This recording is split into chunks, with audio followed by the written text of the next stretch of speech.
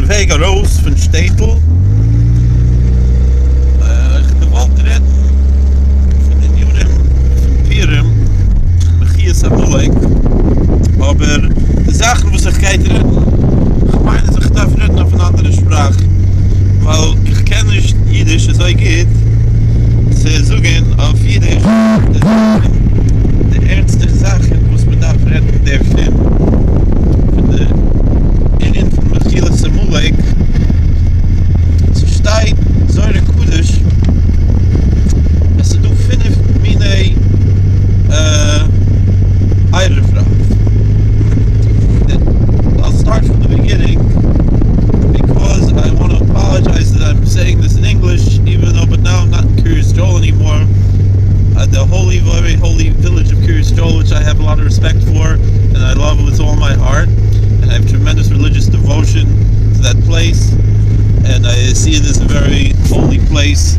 Probably the scene from Sabarovsky Sigaleni, it's probably the holiest Jewish site in the whole Western Hemisphere. And so it's very, very holy. And certainly it's the site of the largest annual Jewish pilgrimage in the Western Hemisphere. Well, use some casual racism just in case the Kupas Tzedek v'Chesed, Tzedukah v'Chesed. I don't know if you could see that. Anyway, I wanted to talk about the Indian of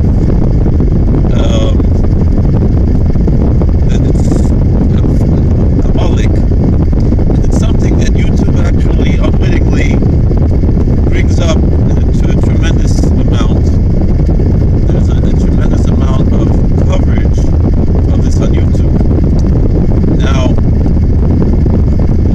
the Holy Zohar, which is one of the seminal works of Jewish mysticism and Kabbalah, the commentary on Scripture, according to Kabbalistic ideas, tells us that when in the Torah, Exodus, it says, Erev Rav Oli Moem, that there went out from Egypt with the Israelites, Erev Rav, a mixed multitude, is the way it's often translated by many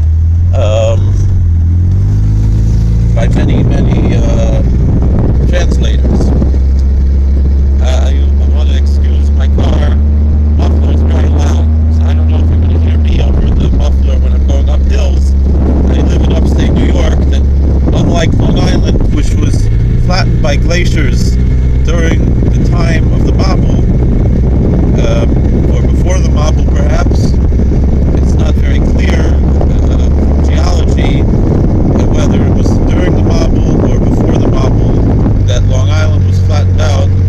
That's where Lake Success was a glacial lake formed by glaciers according to geology.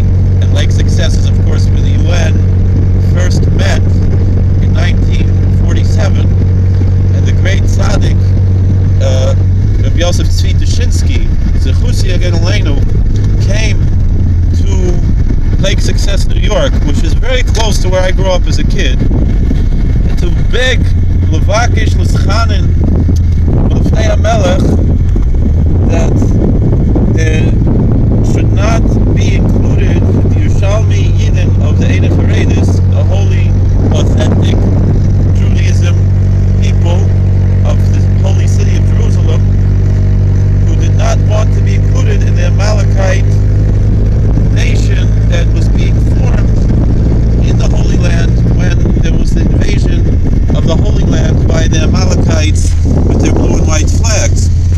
Now, you have to understand this idea, because there's an Erev Rav. There are two Erev Ravs. The Zohar mentions 5 types of Erev Rav, but then there's 2 different things what we're talking about.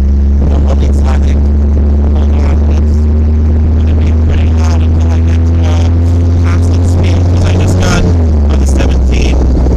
And now on the 17, I'm keeping my eyes on the road. I'm not even looking at the video, so you don't have to worry. But there was a sign entering the town of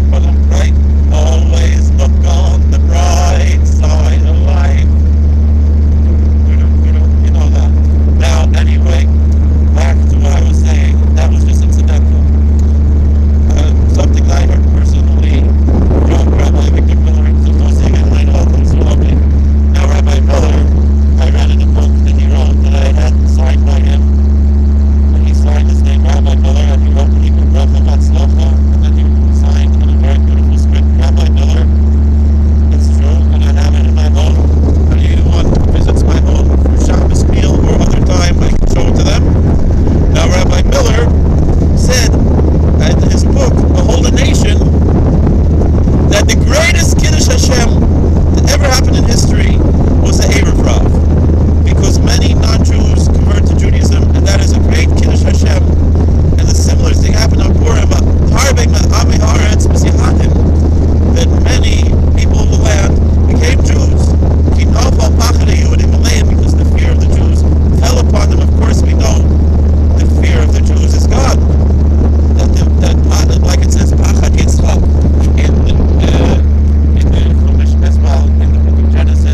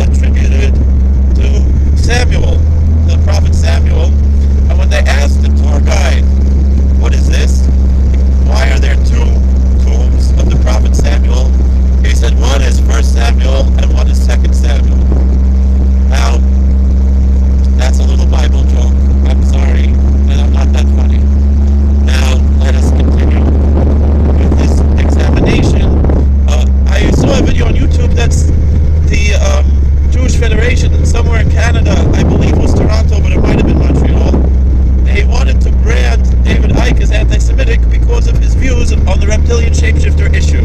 But the fact of the matter is those people themselves might have been from the reptilian shapeshifters because they're not religious and they have leadership and they are fighting against the religion of Judaism.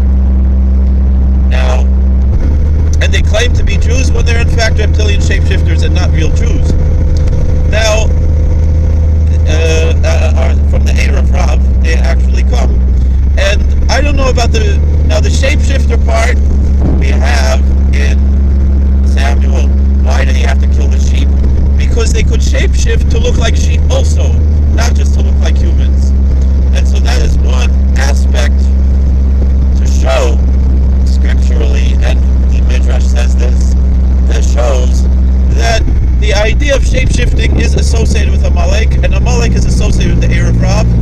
And the Chavetz Chaim himself actually said that the leaders of the secular Jewish leaders who are anti-religious, whether they speak Yiddish, like the communists and atheists, Yiddishists of Russia, or they speak Hebrew, like the Zionists, the seculars. I'm not talking about religious Zionists, I'm talking about secular Zionists.